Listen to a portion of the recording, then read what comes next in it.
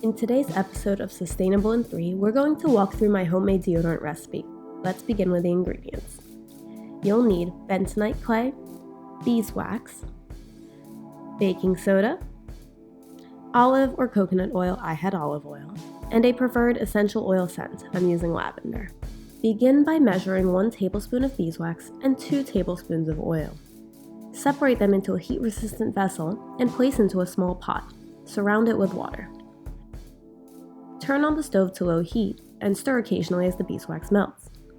In parallel, measure 1 teaspoon of baking soda and 1 teaspoon of bentonite clay. Mix them together. Once the beeswax has melted, continue stirring while you slowly add in the dry mixture of baking soda and bentonite.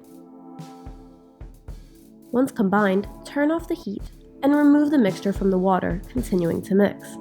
As the mixture becomes more opaque and thicker, add 10 drops of your preferred essential oil and mix. At this point, you're ready to pour your deodorant mixture into your preferred container. I refilled a deodorant tube that was running low, as well as created a deodorant bar using a silicone mold. Keep in mind that if you use a deodorant bar, the heat of your hand will cause the deodorant to transfer, so wrap the deodorant in a rag to hold while applying.